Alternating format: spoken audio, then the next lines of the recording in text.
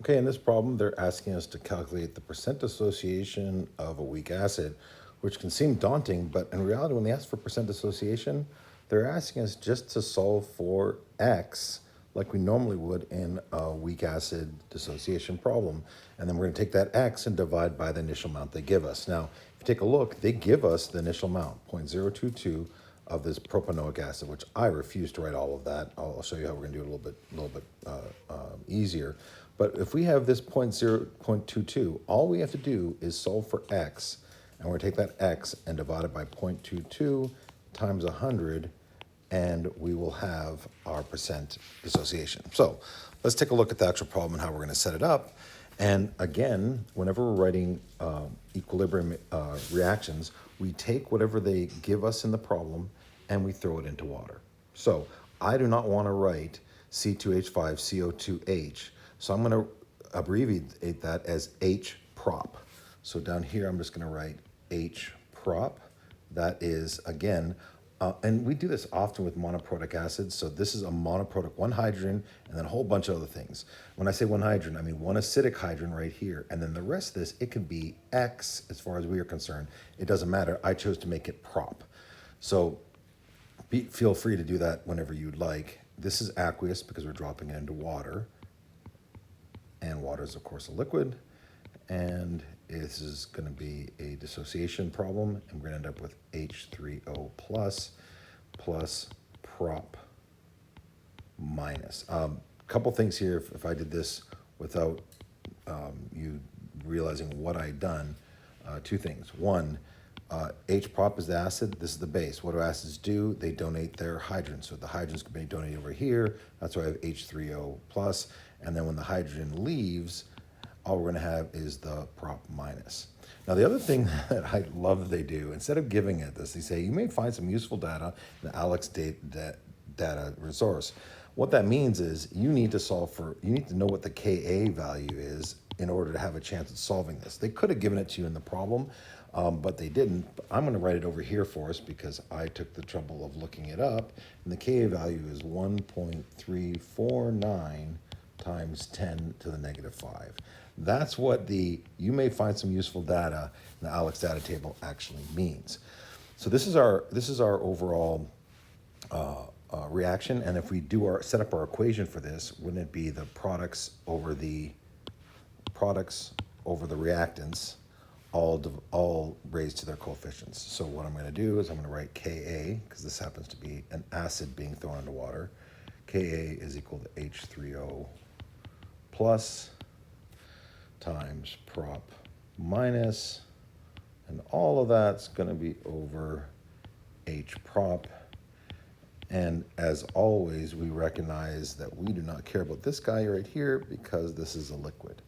So what we're going to do is we're going to jump into an ice problem like we always do with these types of problems. And they've given us the initial amount, which is 0.22 molar.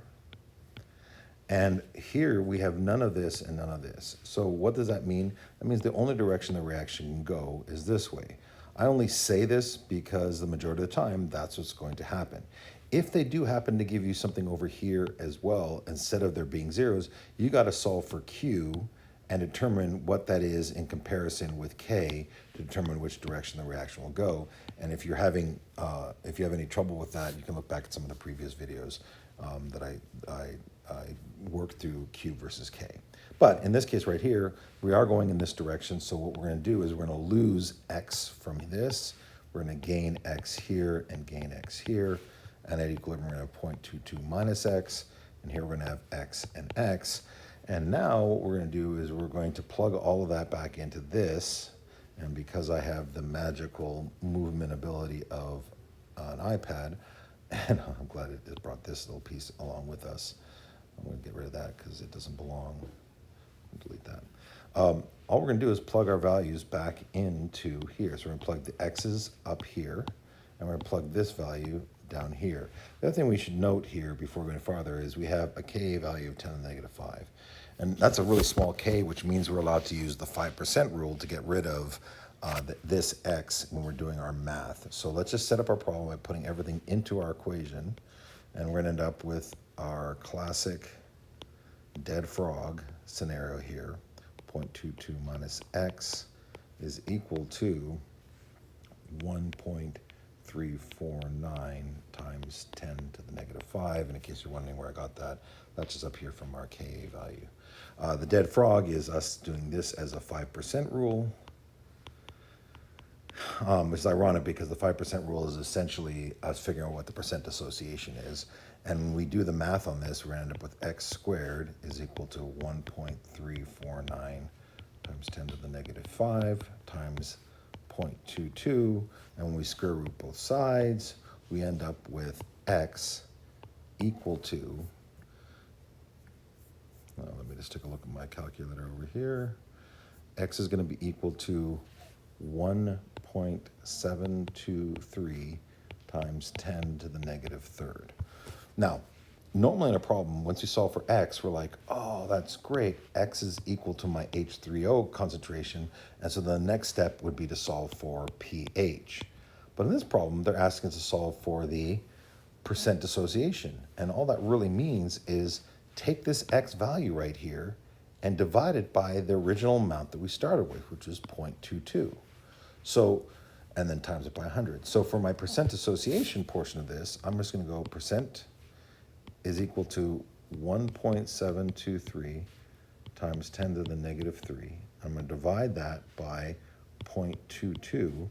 And when I do that, I'm going to get 0.007832, which when I multiply that by 100, because that's what you have to do to get to percentages, I'm going to end up with 0.7832%.